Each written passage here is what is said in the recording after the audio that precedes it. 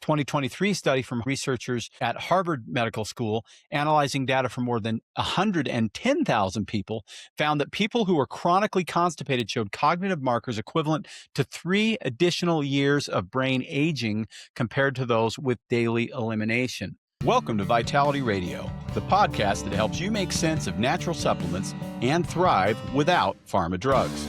I'm Jared St. Clair. I grew up in a health food store and spent over 40 years now figuring out what works and what doesn't, so that you can make confident, informed decisions about nutrition, supplements, and your health. Hey everyone, welcome to Vitality Radio. My name's Jared St. Clair. Did you know that Americans spend more than $700 million a year on laxatives? Let that sit for a minute. Yeah, I did say let that sit. I couldn't help it, but today's show is actually about sitting more consistently for shorter periods of time and without discomfort. Here's the part that makes that $700 million number genuinely maddening. Most of this money isn't even spent solving anything. These products work exactly once. You take them, something happens, you feel briefly victorious, like those t-shirts you say that say, I pooped with your hands raised. If you haven't seen those, they're kind of hilarious. And then tomorrow, the problem is back. And now it's back with a tolerance. Do that for a year and your gut stops doing the job at all without a chemical nudge. You haven't fixed constipation, you've just added a subscription to it. Today, we're doing a deep dive and really just pulling apart this whole problem.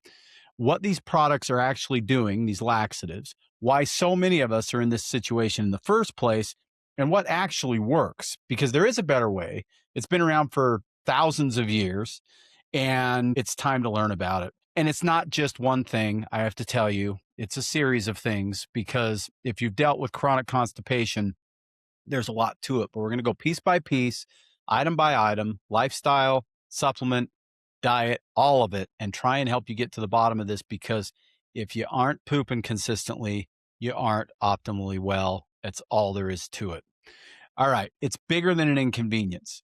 But before I get into laxatives and how they work and what's wrong with them, I want to name why chronic constipation actually matters in the first place. Because yes, there's obvious discomfort, and most people have been dealing with irregular elimination for so long that they've normalized it. In fact, there are so many people over the years, it happens all the time, that come to me and say, I've got this, I've got that, or whatever. And I'll ask them about their bowel habits, and they'll say, oh, I go every other day or 3 times a week or once a week.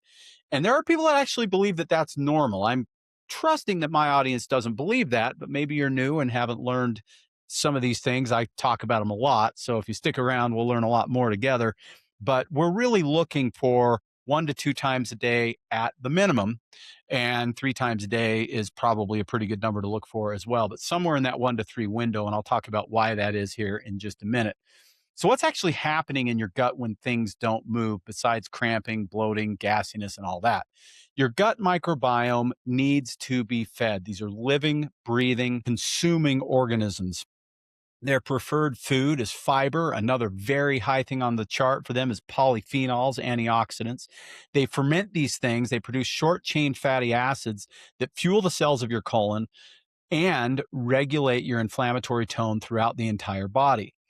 And here's where it gets serious. When stools sit too long in the colon, those organisms exhaust their fiber supply and start fermenting protein instead, producing a very different and far more toxic set of metabolic byproducts. And when they burn through available protein, some of these organisms begin consuming the mucus layer that lines and protects your gut wall in the first place. I often talk about antibiotics, glyphosate, refined foods, stress, and all these different things as factors in leaky gut, and then autoimmune disease and everything that comes with it. But I probably don't talk about constipation nearly enough. Usually when I bring it up, I talk about it when you're about to start a cleanse, liver cleanse, or an endocrine cleanse, or a parasite cleanse, or something like that. And under all those circumstances, you want to make sure your bowels are moving, but you need to make sure they're moving on a regular basis all the time, because as Sean Gibbons put it, a researcher at the Institute of Systems Biology, if we don't feed our microbes, they literally can start eating us. That is the biological mechanism. They start to actually eat the protein, and then they start to eat the lining of the gut, the mucus layer that exposes us to leaky gut and so many other issues. A 2024 study from that same group of over 1,400 healthy adults found that people who were chronically constipated showed measurable signs of decreased kidney function from exactly those protein fermenting metabolites building up in the blood. So constipation can also lead to kidney disease. There's also a cognitive connection. 2023 study from researchers at Harvard Medical School analyzing data from more than 110,000 people found that people who were chronically constipated showed cognitive markers equivalent to 3 additional years of brain aging compared to those with daily elimination. Think about that. That is a massive factor there. That mechanism runs through gut permeability. When transit is slow, toxic metabolites cross a weakened gut barrier and appear to be associated with increased accumulation of the proteins linked to cognitive decline. 3 years of accelerated brain aging from constipation. So if your bowels aren't moving, your brain's not going to work as well either.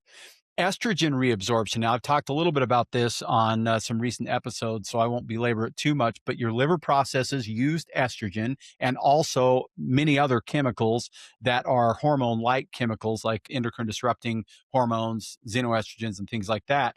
It packages it with bile for elimination. And when transit in the gut slows, certain gut bacteria produce something called glucuronic acid, which breaks that package apart and allows for the body to actually then recirculate these spent hormones, which can lead to all types of issues, hormone related issues, more severe periods, more severe hot flashes, lower testosterone levels, mood swings, brain fog, and so many other things. And then this is one that doesn't get talked about enough, especially considered 20 to 50%. And that's a big range, right? 20 to 50%. It's because people don't talk about this one. It tends to be a little embarrassing for people. Between 20 and 50% of the adult population is affected by hemorrhoids. 20 and 50%. Peak prevalence falls squarely between 45 and 65 years old, but it happens younger and it happens older.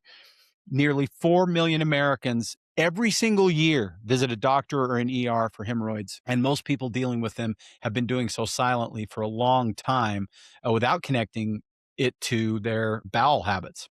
Now, here's the mechanism. Chronic constipation produces hard, dry stool that requires straining to pass. The straining increases intra-abdominal pressure, engorges the venous plexus around the rectum, and over time causes supportive issues in the anal canal to degenerate. A study of more than 1,000 patients with hemorrhoidal disease found that constipation, straining, and hard or lumpy stools at least 25% of the time were all independently associated with increased prevalence. So basically, the more constipation you have, the more likely you are to have hemorrhoids. Very, very simple.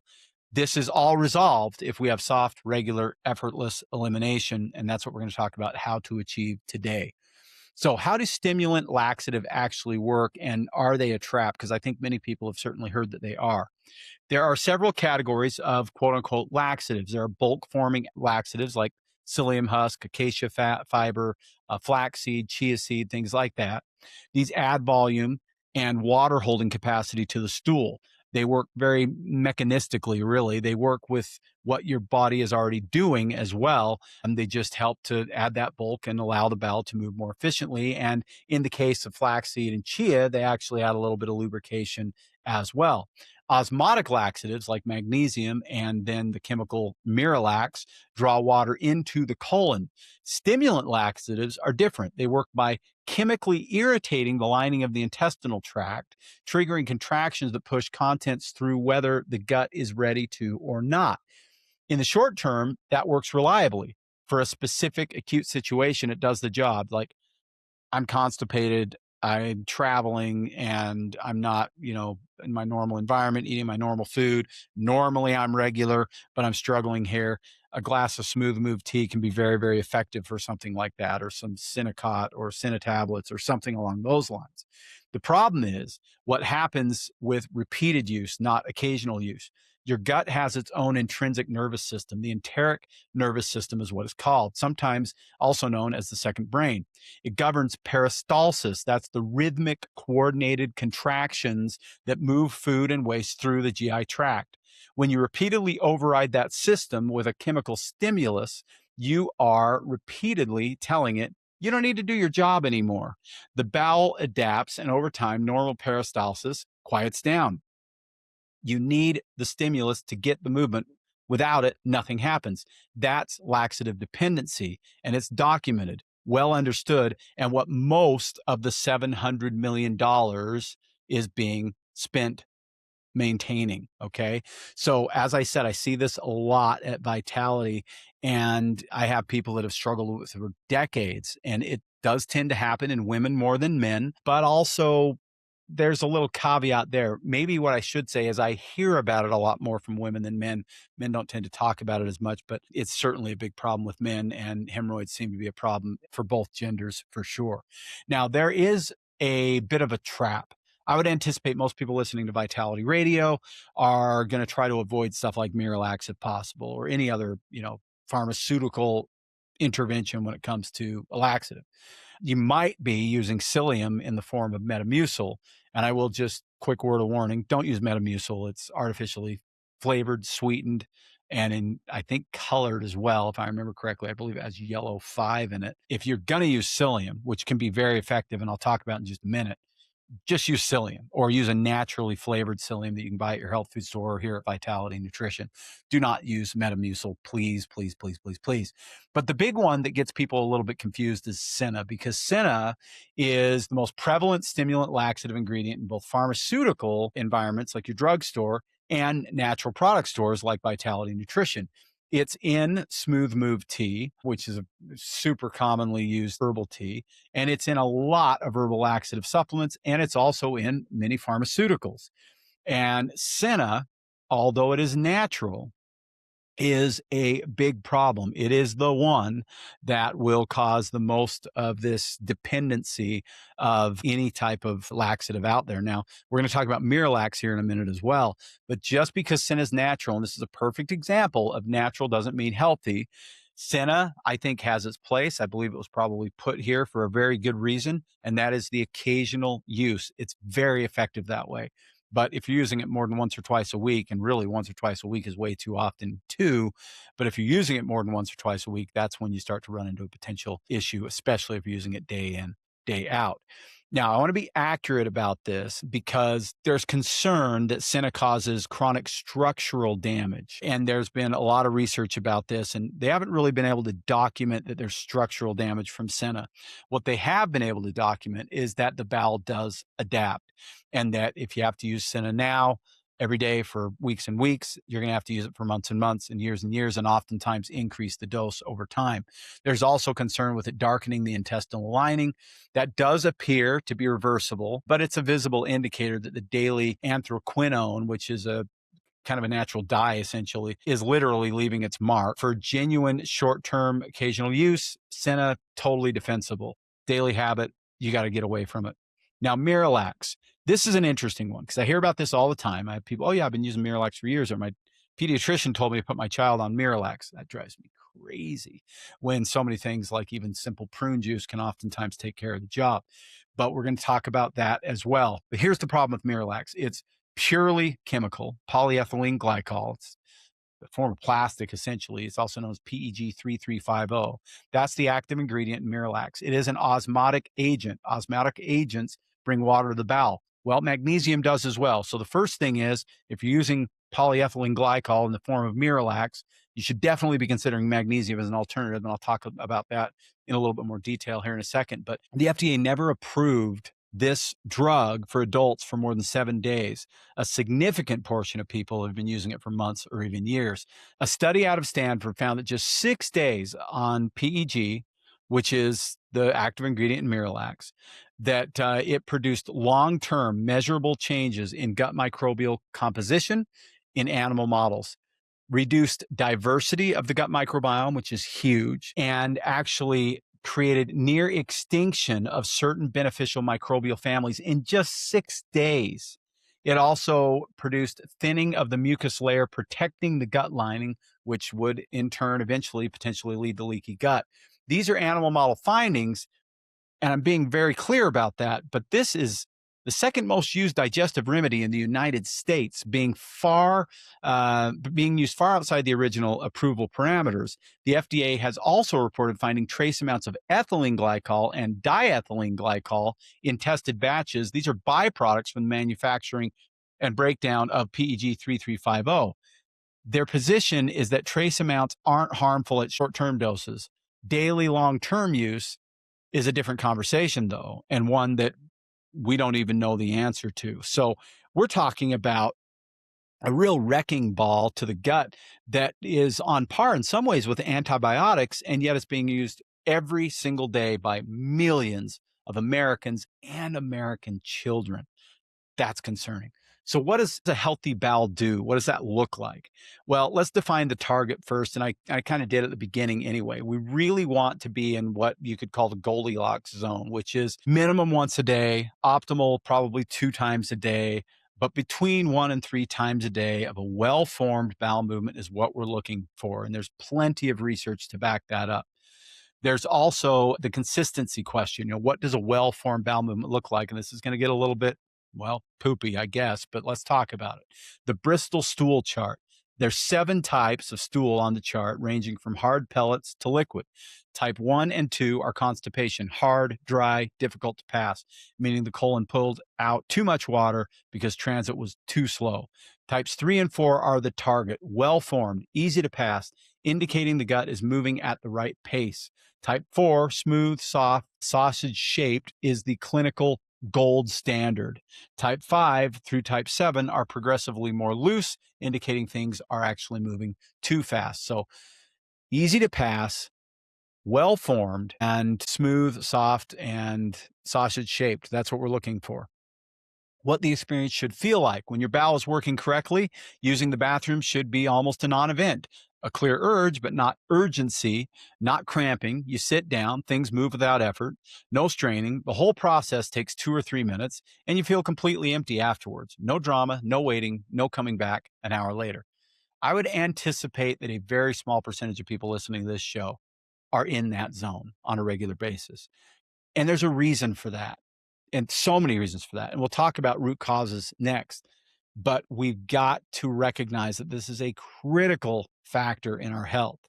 And all of us need to pay attention to what to do to optimize this situation, because everything with your health starts in the gut. And when I say health, I mean positive and negative. If your gut's working right, your health improves. If your gut's not working right, your health declines. It's as simple as that. So what are the root causes? Well, one of the big ones is a lack of fiber. Depending on the expert you talk to, and you're also going to hear from, carnivore people that say, well, fiber is not necessary if you eat head to tail or nose to tail and all that kind of stuff. I'm going to kind of leave that out of the equation. I'm not anti-carnivore. I think short-term, personally, is my take. I think any kind of extreme diet like that probably is more of a short-term thing. Don't hate me if you're a carnivore person and it's working for you. I am all about people healing themselves through whatever method they've got to do, as long as it's actually producing the results that we're looking for. But if we set that aside and talk about the overwhelming abundance of science that we have, we know that fiber plays a major role in all of this, because fiber feeds the gut bacteria. Fiber tends to improve motility, and fiber also tends to help with appetite control and so many other things. Most of us are getting less than half of the fiber that is recommended. 15 grams-ish per day is what most of us are getting. Depending on the expert, 25 to 35, even 38 grams is what's recommended. That fiber feeds the bacteria. That bacteria starts the short chain fatty acid supply, which fuels the colon wall, which helps to rebuild the microbiome, which helps to rebuild the gut lining and helps to get us away from leaky gut, but also just simply helps with elimination all the way through. And hand in hand with that is plenty of water. Hydration is way underestimated when it comes to colon health. The colon is a water reabsorption organ. When you're chronically underhydrated, it pulls more water out of the stool to compensate, and you get dry, hard, slow-moving content.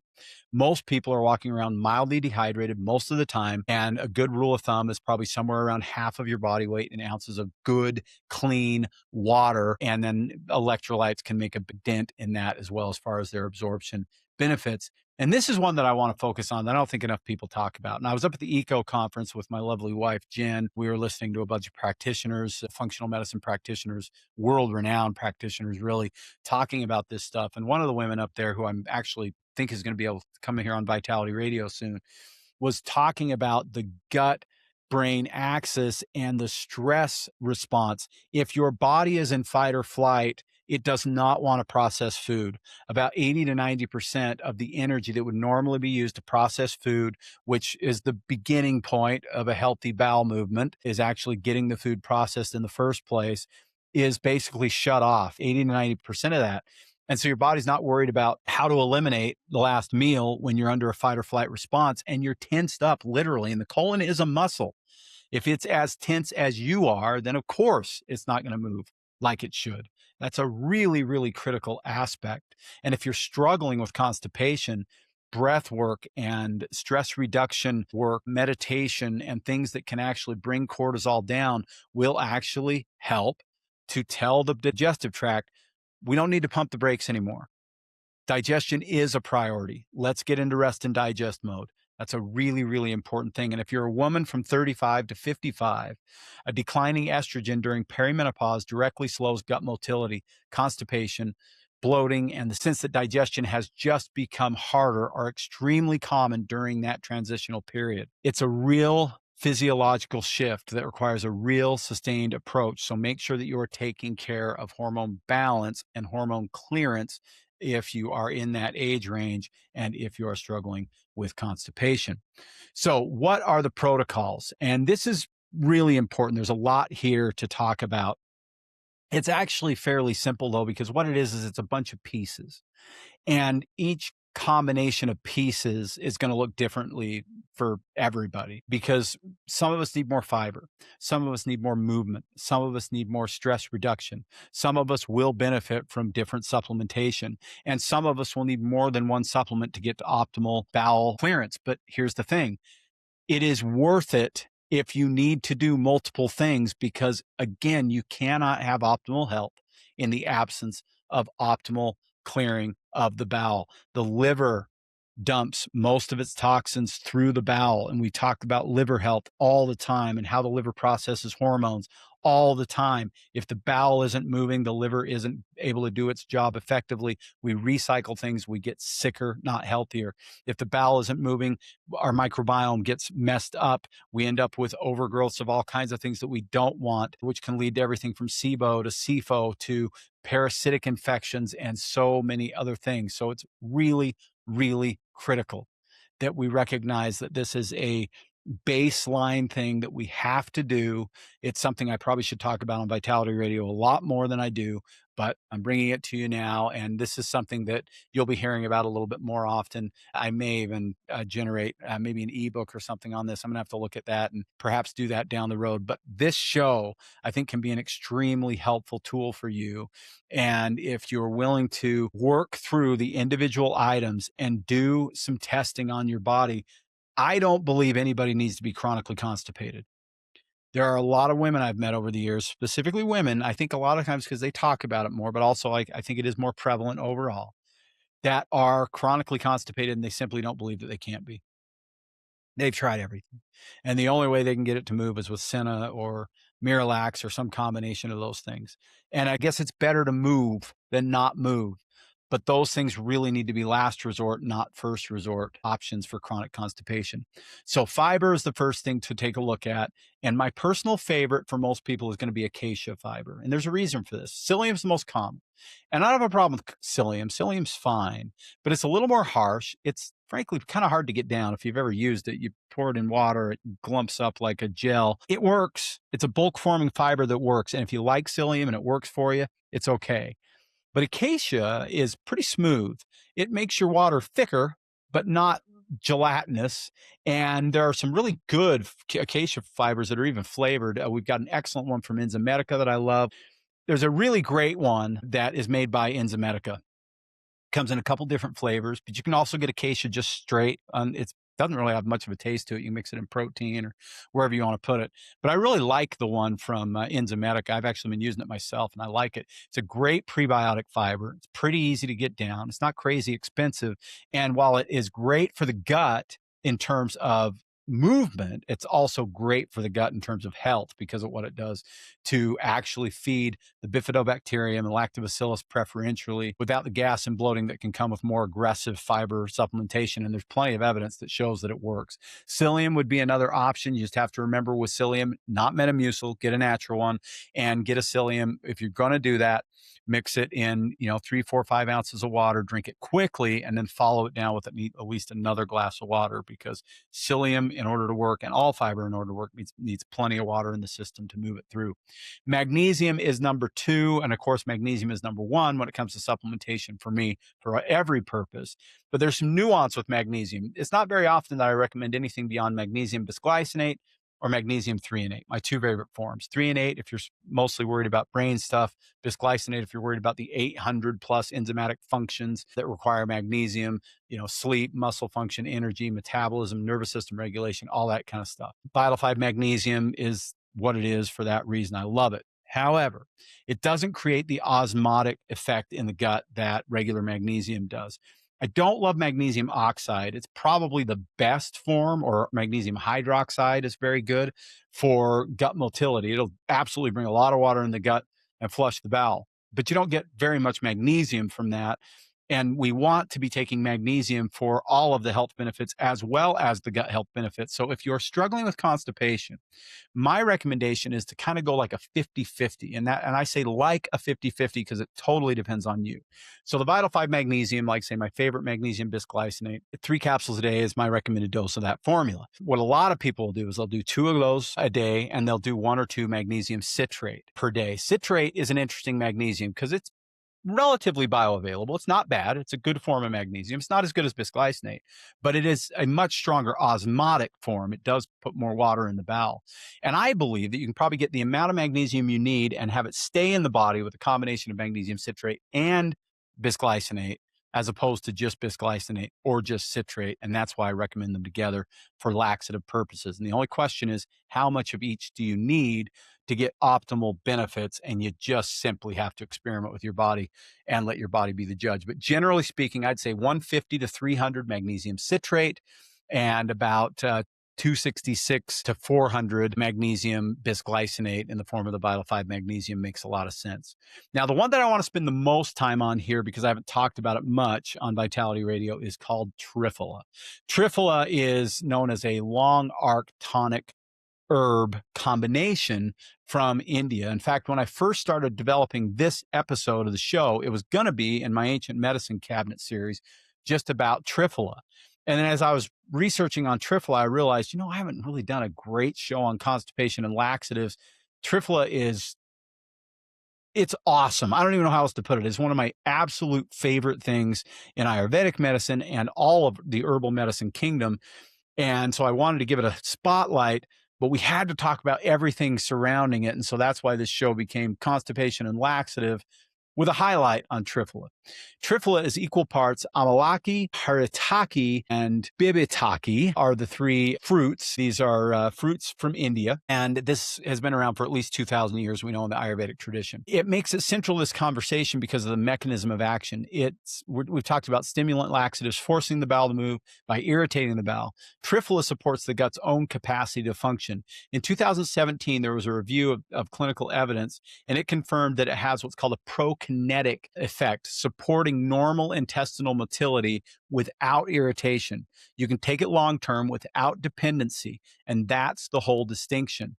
It's also loaded with polyphenols, and those polyphenols are phenomenal for your gut for a couple of different reasons. We're going to talk about that in detail here because it's really, really cool. As these polyphenols travel through the GI tract and are metabolized by gut bacteria, producing compounds that selectively feed and grow beneficial microbial populations while creating an environment that is less hospitable to the problematic bacteria. This is a terrain building product, terrain building at the molecular level. In 2020, a double-blind randomized placebo-controlled trial at UC Davis found measurable shifts in gut microbial composition after just 4 weeks of Triphala use, including increased bifidobacterium and lactobacillus bacterium. And a 2025 study found that Triphala also supports Akkermansia, the bacteria that is central to maintaining the mucosal lining. And Akkermansia also is that bacteria that we know has the most research showing that it actually improves GLP-1 signaling. That's why there's 10 billion units of Akkermansia in the GLP-1 metabolic optimizer formula. I did not know until I started doing this show that there was a 2025 study just last year showing that Triphala for 4 weeks improves Akkermansia. That is awesome because Akkermansia plays a major role in the prevention or the curing and healing of leaky gut. Now, you don't expect with Triphala dramatic change day 1 or 2. You don't take it as a laxative and poop normally the next day. However, most people within 2 to 4 weeks are noticing significant improvement in the way their bowels are functioning. And so basically, there's a few steps here that you can consider. But what I tell people is always magnesium and experiment with which types, citrate versus bisglycinate or some combination of the two. Never a bad idea, I don't think, to do acacia fiber. Awesome prebiotic, good for gut motility, great for the overall microbiome support and health. And then Triphala. That combination can make a lot of sense for a lot of people just kind of starting out and sort of testing one at a time and see how your body does. Now, there are 2 forms of Triphala that we carry at Vitality that I really, really like. Most Triphala products on the market are either underdosed or you have to take like 6 of them a day or you have to take a powder. And I'm not going to lie here. Triphala powder is terrible. It is very difficult to take. I tried it once, super bitter, couldn't get over it. I'm not interested. But in pill form, it can work really well, but it needs to be concentrated if you don't want to have to take a handful of them. The 2 that I carry are both formulas that are Indian companies from India, Himalaya Wellness and Nature's Formulary. Nature's Formulary is owned by Sabensa, one of my absolute favorite companies. These are both great brands with excellent Ayurvedic herbal traditions. They know how to make this stuff. The Himalaya Wellness Triphala is my starting point for most people that want to try Triphala because it's a combination. It's a capsule that has whole herb components and a concentrated extract component. So you get a much higher polyphenol content than a regular Triphala, but you're also still getting the whole herb. And that combination, I think, makes a ton of sense for most people. They recommend it as a 1 a day, which is great. I'm not going to tell you you're going to get away with 1 a day. You may need more, especially in the early going. You'll have to experiment. 1 to 3 a day is probably a closer to accurate dose, but it's loaded with the polyphenols. It will improve the gut health as it's doing its thing with helping with constipation and regularity as well. And then the Nature's Formulary is just an extract. It's in little capsules instead of a bigger tablet, so a little easier to swallow, which a lot of people like. Still loaded with polyphenols, but not as much of the whole herb. I think it's probably overall going to be a little more gentle. Some people will need something a little more light or just don't need something as strong. Others will need the stronger one. You just got to ask yourself, where are you at with your constipation? If it's a super chronic issue, you're not going daily, or you're only going daily because you're relying on something like Senna or Miralax or something like that, I'd probably recommend the stronger one. Start with 1 a day, work your way up to 2 or 3 a day if you need to.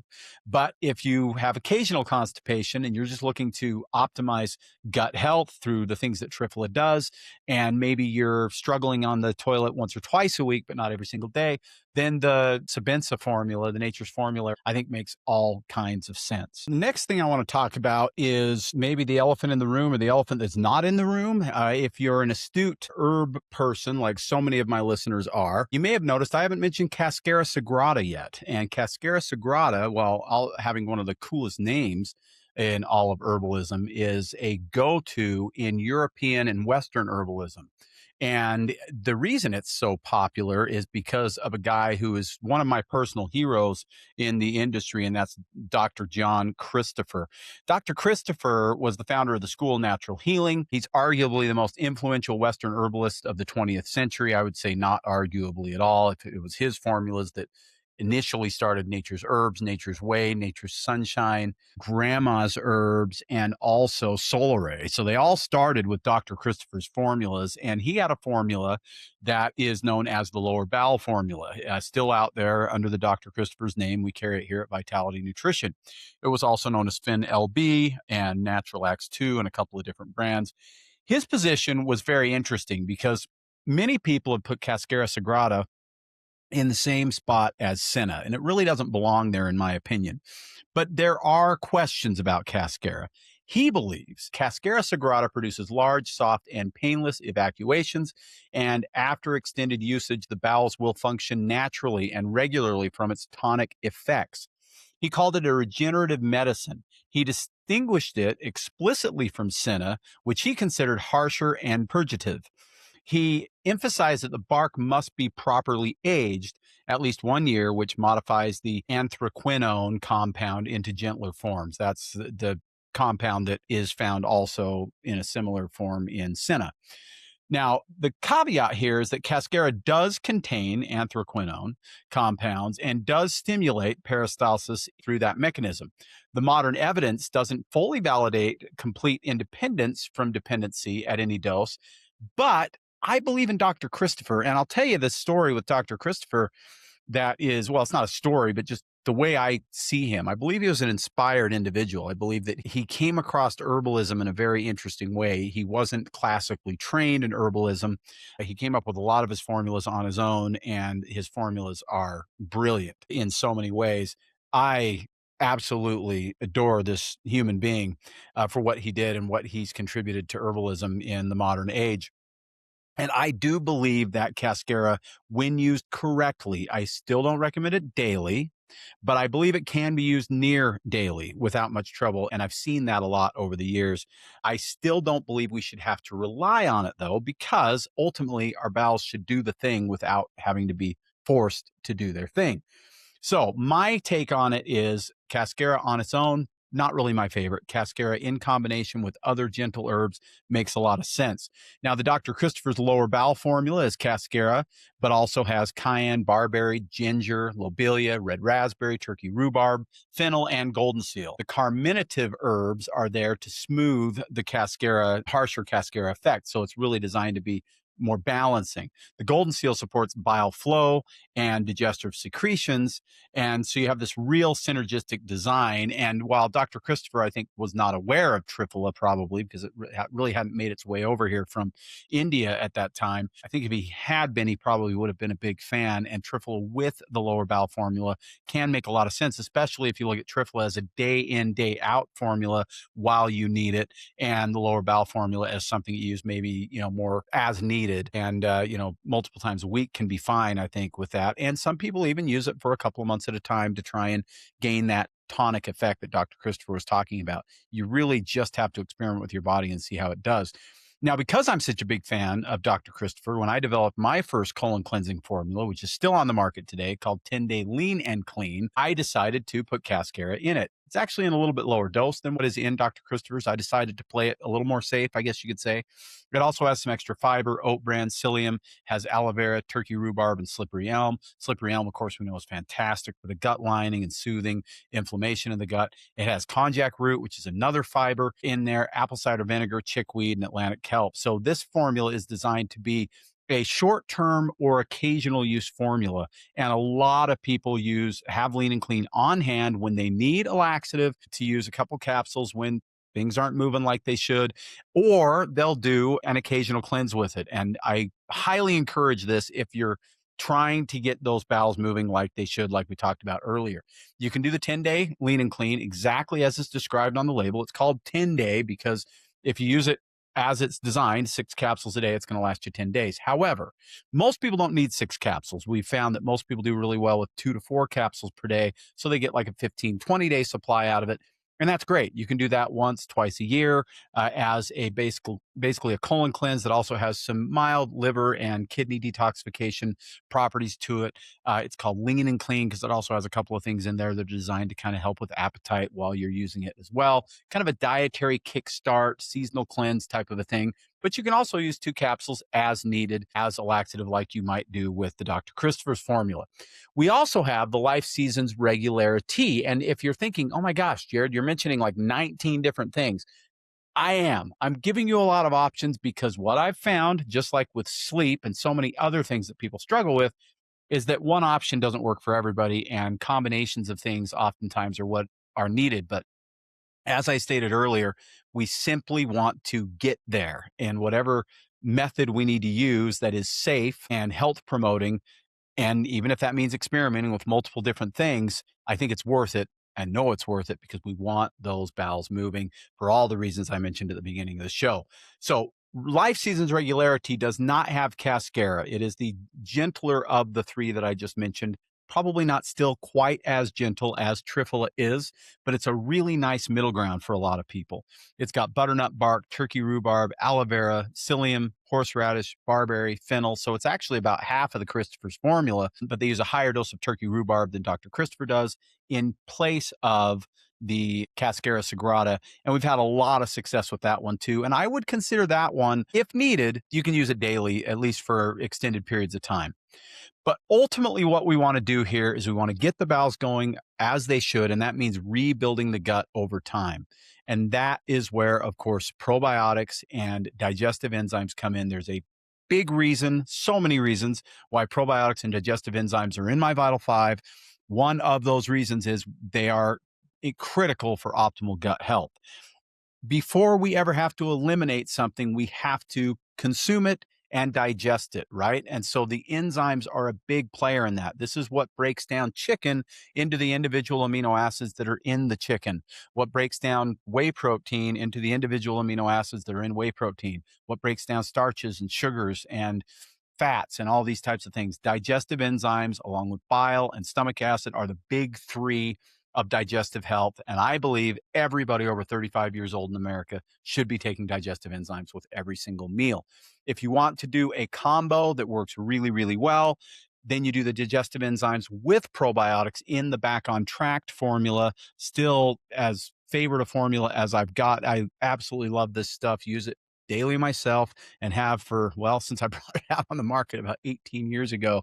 Back on Track has the spore probiotics plus L-reuteri plus the digestive enzymes plus ginger plus fennel plus peppermint to help soothe and cool a upset gut.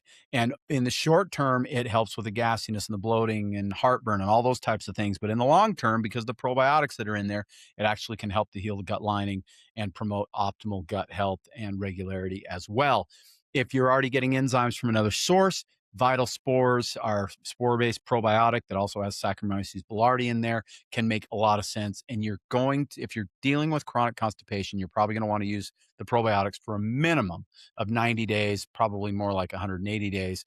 And enzymes you just use every day. So to put it all together, there are a lot of different options here that I've mentioned. I wanted to make this as comprehensive of a show as possible while also not making it confusing. I don't know if I've accomplished that. You'll have to let me know. If I get enough questions on it, maybe we'll do something with some sort of like a little ebook or something like that, or a guide. But basically, let me try to break it down the best I can for you. Fiber, digestive enzymes, probiotics, magnesium, these are musts. Now, you don't have to supplement fiber. You can definitely get fiber from your diet if you're paying attention, but you can supplement fiber as well. You do have to supplement the probiotics and the digestive enzymes, of course, and magnesium as a general rule, you're going to have to supplement as well. Those are core. 3 of those are 3 of the 5 Vital 5. So they make sense for your health regardless, but certainly for your gut health as well. If you want to lock into kind of a protocol, then starting with the 10-day lean and clean can make a lot of sense to just kind of get things moving. I would do that with Triphala. At the same time, when you're done with the lean and clean, keep on the Triphala, keep on the probiotics, keep on the magnesium, that kind of stuff, and see if you can do it with just the Triphala as the support in the gut. And over time, as I said, Triphala is a builder and a healer and a strengthener of the gut, not a stimulant that creates issues in the gut. And so starting with the cleanse can make a lot of sense. If you want to ditch the opening cleanse and just kind of dive into, more just the daily laxative support, then Triphala is my favorite place to start. But if you've had a significant amount of constipation, you're probably also going to have to use something like Lean and Clean, Dr. Christopher's formula, or Regularity for that. Again, the goal always to get away from the laxatives. You shouldn't need that support if you've done what you need to repair your gut, to optimize your diet, and all of that stuff. So we want to get away from the polyethylene glycol in the Miralax. We want to get away from Senna. If you're dealing with those things, utilizing those things, you may need to use them for a little while you're introducing these other things that we've talked about. But I do believe that anybody listening to this show that's dealing with constipation, no matter how long you've been dealing with it, can get past it, can optimize your gut. And I will say, if you're struggling, even with doing the things that I'm recommending, you may also want to listen to some of the shows that we're doing on parasites here on Vitality Radio, because parasites can play a major role too. And what I'm recommending today can still help, but the parasite's going to tend to create enough issues that we can't really get where we want to get without getting rid of the parasites first. And that leads me to one more thing before I let you go. And that is that Jen and I have decided that we're going to try to simplify parasite detoxification for you this year. In the next few weeks, you'll be hearing a really comprehensive full moon parasite protocol that we've come up with that we are thrilled about. We designed it at ECO while we were learning about all things detoxification. There's so much cool stuff on the horizon from what we learned at ECO and what we continue to learn as we dive deeper into this stuff. And I can't wait to share it with you moving forward. If you have any questions, call us 801-292-6662. That's 801-292-6662, or jump online, vitalitynutrition.com. And if you haven't checked us out on YouTube yet, please do. Just type in Vitality Radio or Jared St. Clair. You'll find me. Bunch of shows, bunch of shorts. And if you don't mind liking, subscribing, and commenting, that would be extremely helpful. And I appreciate it very, very much. Until next time, I'm Jared St. Clair, and this has been Vitality Radio. Thanks for listening to the Vitality Radio podcast. If this episode helped you, follow the show, share it with someone, and explore trusted education and resources at vitalitynutrition.com. See you next time. Hello, everyone. I hope you enjoyed this week's episode of Vitality Radio. Just a reminder that this podcast is for educational purposes only. This podcast has not been evaluated by the FDA. This podcast is provided with the understanding that the information shared is not intended to diagnose, treat, cure, or prevent any disease. This podcast is not a substitute for professional care by a medical professional. Thank you.